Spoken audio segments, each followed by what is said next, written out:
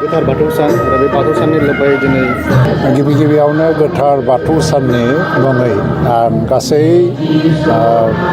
हादोरनि आरो बुहुमनि बाथौ सिबियारिफोरनिसिम आंनि गाहाम हामलायनाय जासिहरबाय। लोगोसेयैनो बे गोथार बाथौ सानजों लोब्बा लाखिनानै जि हाबाफारि लादों दा गाबोन आसामनि गिबि मन्थ्रिया फैगोन, बिथाङाबो बे बाथौ सानाव बिबार आलारि बाथि सावगोन आरो दिनै सानसे सिगां जों दा बिटिसिनि चिफजों लोगोसे दा जोंहा आगुनि एमपि सानसुमा खुंगुर बसुमतारी, डेपुटि चिफ खाम्फा बरगयारी आरो गुबुन गुबुन जे मख'जाथाव सुबुंफोर बाहाय ज' लोगो नांनानै जों एबा आलारि बाथि सावदों।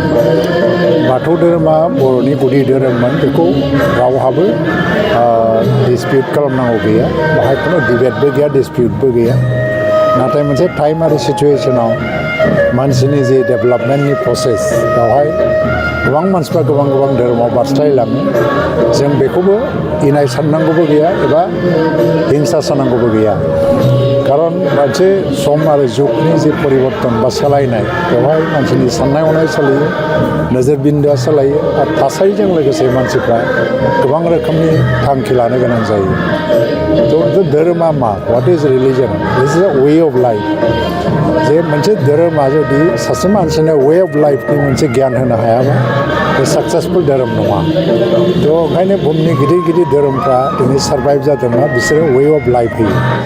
जेरै जोङो उन्दुनायनिफ्राय लानानै जानाय गाननाय जोमनायसिम आरो साननाय हनाय, इसोर सिबिनाय आरो जोंनि ट्रेडिसन धोरोम बेखौ बोरै हमथानांगौ एबा जोंनि सिभिलाइजेसना माबादि जानांगौ, मोनफा मोनफा धोरोमा बेखौ डिफाइन खालामो।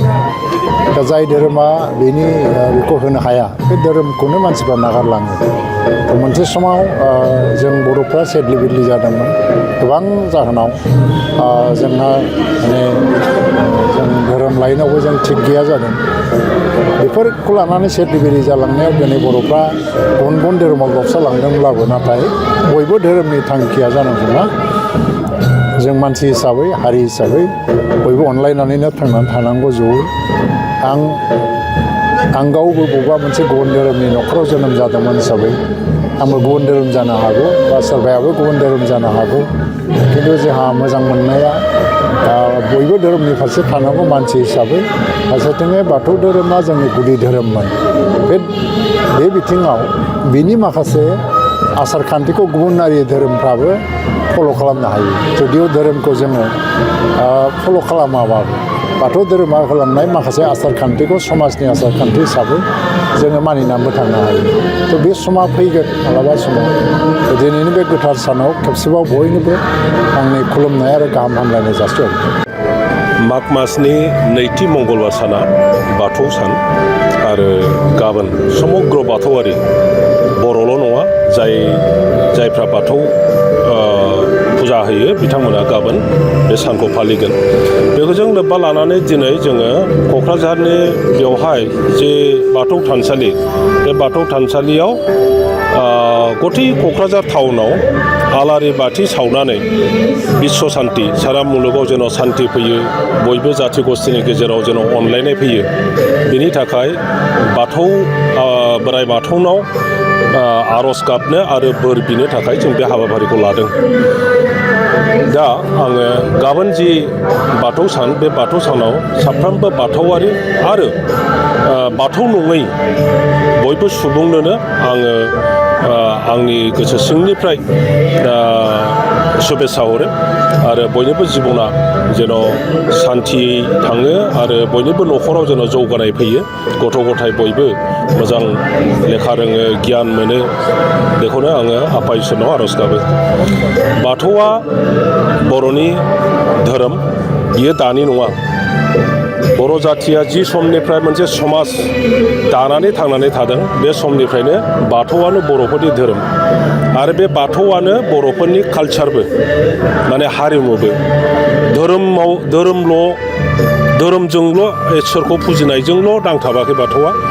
बाहाय बर'फोरनि आखल आखु, साननाय हनाय, मावनाय दांनाय, जानाय लोंनाय समग्र बियो बेरखांदों मोसानाय खननाय दामनाय देनाय बेजों बाथौ धोरोमा सम्पर्क दं आरो बाथौआनो बर'फोरनि आइडेन्टिटि सिनायथि बाथौ नङाब्ला बर'फोरनि सिनायथिया आधुरा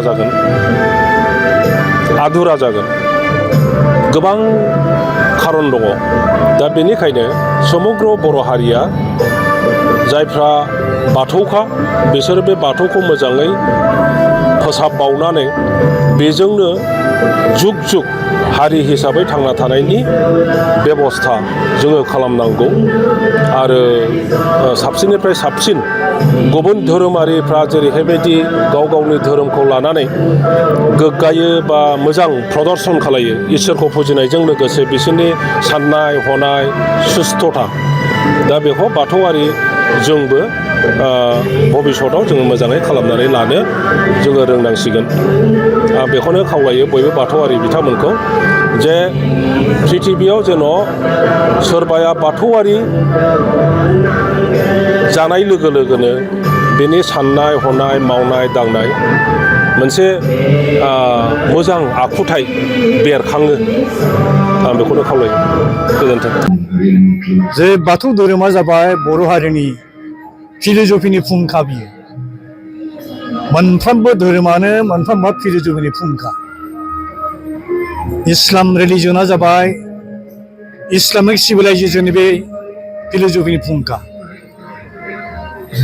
ख्रिस्टान धोरोमा जेरैहाय सारा वर्ल्डआव ख्रिस्टान धोरोमखौ फुजिग्रा मानसिफोरनि बे फिल'सफिनि फुंखा बुद्धिस्ट धोरोमाबो बुद्धिस्ट धोरोमखौ अनसायग्रा फुजिग्रा सुबुंफोरनि फिल'सफिनि फुंखा दा जोंनियाबो बर'फोरनि बर' हारिनि बर' समाजनि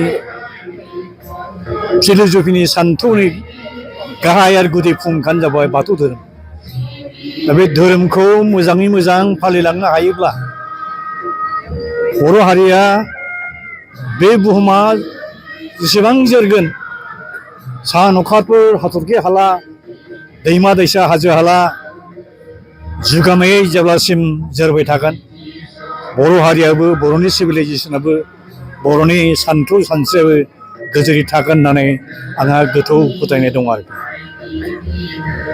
गाबोननि हाबाफारियाव जाहाथे लाख लाख बर' फिसाफ्रा बाहागो लाफैथों बिनि थाखाय आं बिथांमोननिसिम खर' गंग्लाय आं आर'ज गाबोबाय आं खुलुमहरबाय आरो गोजोन्थों बेथ' मोनसे जोंनि थाखाय गोजोनथाव खौरां बियो जायखौ जों इसिबां दिन बर' हारिया बेखौ एंगारनानै गारबोदों आरो बे बाथौआ जे जोंनि गुदि धोरोममोन बेखौ रावबो बेखौ नङा होननानै बुंनो हाखाया थेवबो खोथाया जाहैबाय मा गेजेराव राजनितिक कारनाव जोंनि राजाफ्राबो बेखौ एंगारनायनि मोनसे लक्षन दङ बिनि जाहा नजिर दङ जायनि थाखाय बे बाथौ धोरोमा रायजोफोरनिल' जानानै लेथें फेथें जानानै थादोंमोन दिनै बे गावनि आंगो धोरोमखौ गोसोखांफिननानै माखासे मानसिया गोदान महर होनो थाखाय नाजादों आरो बेखौ नाजानाया मोजां दिनै बयनिबो गेजेराव बे जिनिसा नायसनजाथाव जानानै फैबाय आरो बेयाव माखासे जाय मानसिफ्रा बेखौ बाहागो लादों गोसो होदों जों बिथांखौ साबायखर होयो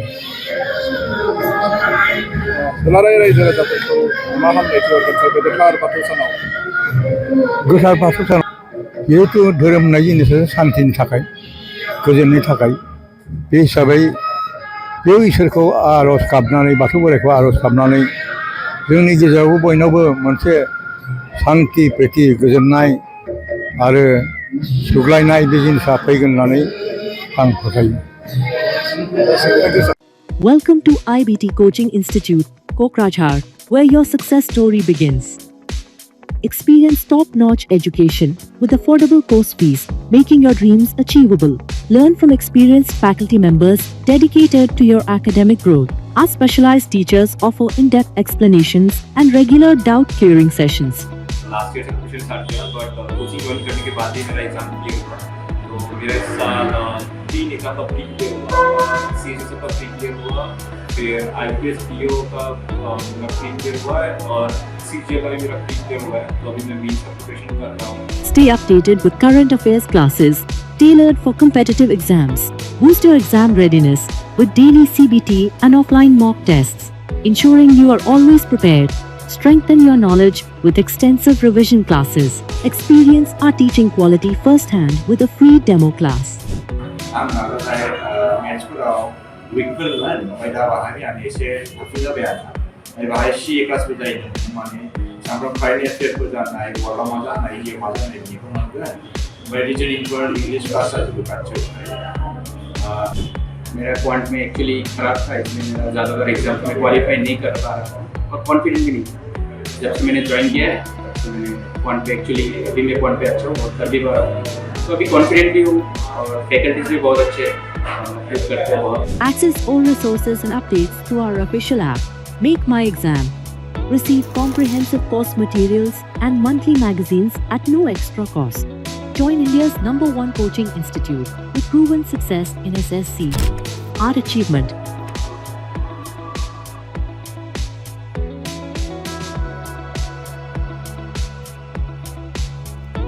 IBT Institute Private Limited, the largest coaching network across India. Your success, our commitment. Enroll now and start your journey to success. Visit or call us today.